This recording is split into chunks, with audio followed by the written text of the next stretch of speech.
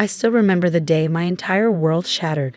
It was a crisp autumn evening, and I stood in our living room clutching my art school acceptance letter when my father's face turned an alarming shade of red. Art school. His voice dripped with disgust as he stared at the envelope in my hands. After all we've done to secure your place at Harvard Law? I was 22, fresh out of undergrad with a double major in fine arts and business, a compromise I'd made to appease my parents while pursuing my passion. But now, standing in our meticulously decorated living room that felt more like a courthouse, I knew the real battle was just beginning. "Dad, please," I pleaded, trying to keep my voice steady. The Florence Academy of Art, it's one of the most prestigious art schools in the world. They only accept 12 students per year. My mother sat perched on the edge of our leather sofa, her perfectly manicured hands clasped so tightly her knuckles had turned white. "Sophia," she said, using my full name instead of the usual Sophie, "we didn't spend a fortune on your education for you to throw it all away on paintings." The way she said paintings, like it was something dirty, something beneath us, made my heart ache. On the walls around us hung expensive artwork my parents had collected over the years, not because they appreciated the artistry, but because each piece was a sound investment. "I'm not throwing anything away," I insisted. "I can make a living as an artist. I've already sold 3 pieces at the senior showcase." "For what?" My father interrupted, his voice rising. "A few $100s? That wouldn't even cover a week's worth of groceries." He strode to his desk and pulled out a thick envelope, my Harvard Law acceptance letter. He'd been carrying it around for weeks, showing it to everyone who would listen. "This," he waved it in front of my face. "This is your future, not some fantasy about becoming an artist." I took a deep breath, gathering every ounce of courage I possessed. "I'm going to Florence." The silence that followed was deafening. My father's face went from red to purple, and my mother's sharp intake of breath cut through the room like a knife. "If you choose this," my father's voice was dangerously quiet, "you choose it without our support. No money, no connections, nothing." "Richard," my mother gasped, but he held up his hand. "No, Catherine. She needs to understand the consequences of her choices." He turned back to me. "You have until tomorrow morning to make your decision. Harvard Law and your family, or this artistic delusion and nothing else." I didn't need until morning. "I choose art." The words left my mouth before I could second-guess them. My mother burst into tears, and my father's expression hardened into something I'd never seen before. "Then pack your things," he said coldly. "You have an hour. After that, you're no longer welcome in this house." That night, I left with 2 suitcases, one filled with clothes, the other with my art supplies. My childhood bedroom, once a sanctuary filled with easels and half-finished canvases, now felt like a museum of abandoned dreams. As I packed, I could hear my mother sobbing downstairs and my father's heavy footsteps pacing the hallway. My younger sister Lily slipped into my room as I was zipping up the last suitcase. Her eyes were red from crying. "Where will you go?" she whispered. "I have some money saved," I assured her, trying to sound more confident than I felt. "And Marie said I can stay with her until I figure things out." Marie, my best friend since high school, was the only person who had consistently supported my artistic dreams. She was already in New York, working as a graphic designer and sharing a tiny apartment with 2 other girls. Lily hugged me tightly. "They'll come around," she said, but we both knew it was a lie. The Blackwoods never came around. They either got their way, or they cut their losses. As I walked out of my childhood home that night, my father didn't even look up from his newspaper. My mother stood by the stairs, tears streaming down her face, but she made no move to stop me or say goodbye. The heavy wooden door closed behind me with a final thud, and just like that, I was on my own. The next few months were a blur of exhaustion and determination.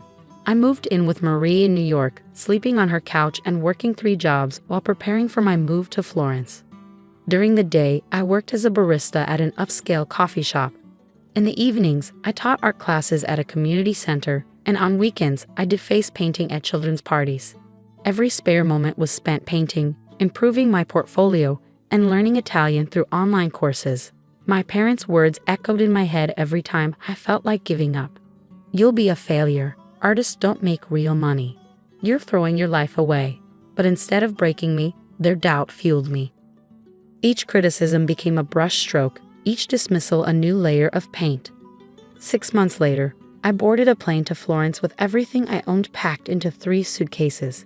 The money I'd saved barely covered my first semester's tuition and a tiny room in a shared apartment, but I was doing it. I was actually doing it. Florence was everything I dreamed of and more. The city itself was art. Every building, every street corner, every sunset over the Arno River seemed to whisper centuries of artistic inspiration. At the academy, I threw myself into my studies with a passion that surprised even me.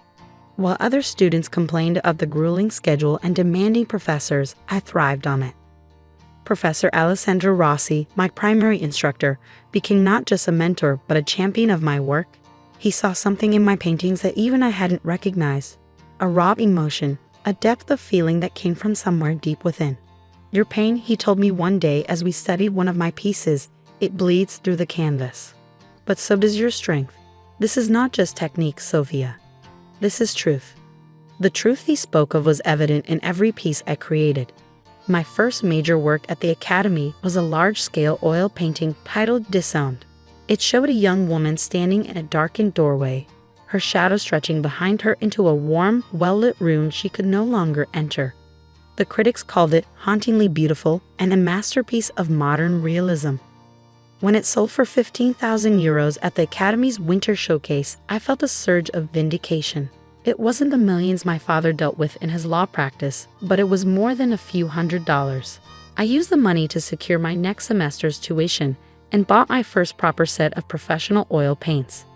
But it was my series, Echoes of Rejection, that would change everything.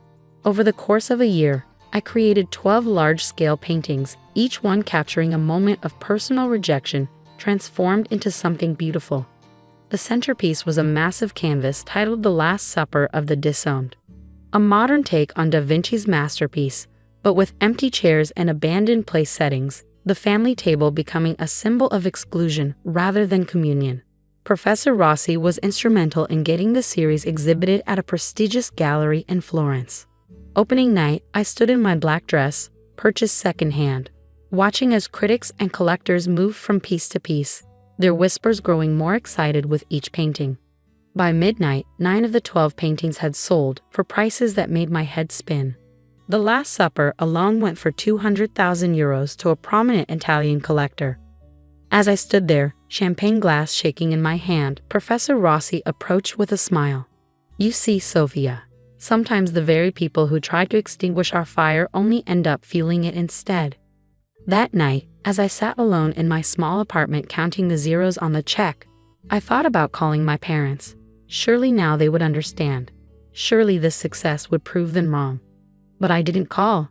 Instead, I took that money and rented a proper studio, bought the highest quality materials I could find, and threw myself into creating more art. The pain of their rejection had become my greatest asset. I wasn't ready to let go of that yet. Little did I know, my success in Florence was just the beginning. The real test would come 3 years later, when my name would echo through the halls of New York's most prestigious galleries, and the art world would learn just how wrong my parents had been about their daughter's artistic delusion. 3 years after my breakthrough in Florence, I stood in my New York studio, staring at my latest creation, a massive triptych titled Genesis of Abandonment. The piece had taken me 8 months to complete, each panel measuring 6 feet by 4 feet, telling the story of familial rejection through abstract symbolism and haunting realism. I'd returned to New York not because I missed home, but because conquering the American art scene was the ultimate proof of success. Florence had given me the foundation, but New York would give me vindication. My new gallery show was opening in 2 days at the prestigious Morgan Gallery in Chelsea. Victoria Morgan herself had discovered my work during a trip to Italy and practically begged to represent me in New York. The exhibition would feature 20 of my pieces, including the triptych, which was already generating buzz in the art world. "Sophia," Victoria's voice cut through my contemplation as she entered the studio. "The New York Times art critic is here. Are you ready?" I nodded, straightening my paint-stained smock. I'd learned long ago not to dress up for critics. They expected artists to look a certain way, and authenticity sold better than polish. The interview went better than I could have hoped. The critic was particularly moved by Genesis of Abandonment, spending nearly an hour analyzing its layers of meaning. When the article came out the next day, it was everything Victoria had hoped for and more. Rising star Sophia Blackwood brings raw emotion to canvas. The headline read, "Her work speaks to the universal experience of rejection while transforming personal pain into transcendent beauty." The centerpiece of her upcoming exhibition, a triptych valued at $4 million, is already being hailed as a masterpiece of contemporary art. The morning of the opening, Victoria called in a panic. "Sophia, you need to know something. Your parents RSVP'd for tonight." My hand froze on my coffee cup. "What?" "They called the gallery this morning. Apparently, your father's law firm represents one of our major collectors, and they saw the Times article." She paused. Should I have security turn them away? I thought about it for a long moment. "No," I finally said. "Let them come. It's time they saw exactly what their artistic delusion has become." That evening, I stood in the packed gallery, watching as New York's elite art collectors and critics moved through the space. The exhibition was titled "Price of Rejection," a deliberate double meaning that hadn't been lost on anyone. I was discussing the techniques used in one of my smaller pieces with a collector when I heard the familiar voice that still haunted my dreams. "Sophia." I turned to find my parents standing there, looking exactly as I remembered yet somehow smaller. My father wore his best suit, the one reserved for important court cases. My mother was dressed in Chanel, her pearls gleaming under the gallery lights. Behind them stood my sister Lily, who had tears in her eyes. "Mother, father." My voice was steady, professional. "Welcome to my exhibition." My father's eyes darted around the room, taking in the red dots next to most pieces indicating they were already sold. The prices listed would have been unthinkable to him 5 years ago. "Your work," my mother began, then stopped, seemingly at a loss for words. "It's different than what we expected." I raised an eyebrow. "What did you expect? Finger paintings?" Before they could respond, Victoria appeared at my side.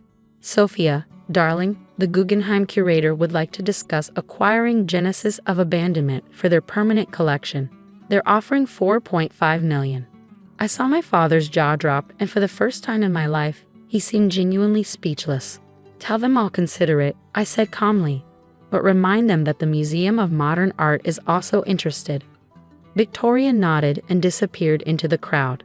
My father cleared his throat. "Sophia, perhaps we could talk privately. Your mother and I, we may have been hasty in our judgment." I looked at them, really looked at them, and saw what they couldn't say. They hadn't come because they were proud of me or because they regretted their actions. They'd come because I was now successful enough to be worth acknowledging. "I'm afraid I don't have time for a private conversation," I said coolly.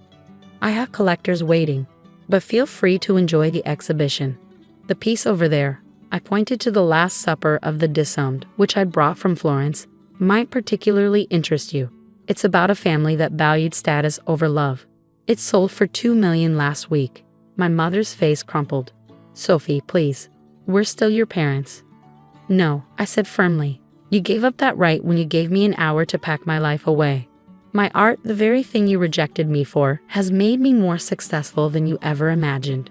But success isn't why you were wrong. You were wrong because you chose your expectations over your daughter's happiness." Lily stepped forward then, pulling something from her purse. It was a crumpled piece of paper, a drawing I'd done of her when we were children. "I kept this," she said softly. "I always believed in you, Sophie." I felt tears prick my eyes but held them back. This was not the moment for emotional reconciliation. "Mr. and Mrs. Blackwood," Victoria had returned. "I hate to interrupt, but the mayor has arrived and specifically requested to meet the artist." I turned to my family. "Thank you for coming. The exhibition runs for 6 weeks if you'd like to return. Though most pieces are already sold, you can still look at them. That's free." As I walked away, I heard my father call out, "Sophia, wait." But I kept walking. 5 years ago, they forced me to choose between my art and my family. They never expected I'd succeed at the former. And now they wanted to pretend the latter hadn't been destroyed by their own actions. Later that night, after the last guest had left and the gallery was quiet, I stood before Genesis of Abandonment. The triptych told my story. The first panel showing the moment of rejection. The second depicting the struggle and pain of building myself back up. And the third revealing the emergence of success and self-acceptance. Victoria joined me, champagne glasses in hand. "Your family left this for you," she said, handing me an envelope along with the champagne. Inside was a check for $50,000, the amount they planned to contribute to my law school education, and a note that read, "We were wrong. We're sorry." I took out my phone and snapped a photo of the check. Then, I carefully tore it into pieces and let them flutter into the gallery's elegant waste basket. "Tell them," I said to Victoria, "that my art is no longer for sale, at any price." The next morning, I started a new painting. This one wasn't about rejection or pain or vindication. It was about freedom. The freedom to choose your own path, to define your own success, to decide who deserves a place in your life. I titled it "The Price of Freedom" and never put it up for sale. It hangs in my private studio now, a reminder that sometimes the biggest triumph isn't proving others wrong. It's proving yourself right. The art world continues to clamor for my work, with pieces regularly selling for millions. My parents occasionally send messages through Lily, asking to be part of my life again. Maybe someday I'll be ready for that conversation. But for now, I'm content knowing that my artistic delusion turned out to be worth far more than any law degree could have been, not just in dollars, but in the priceless currency of personal truth.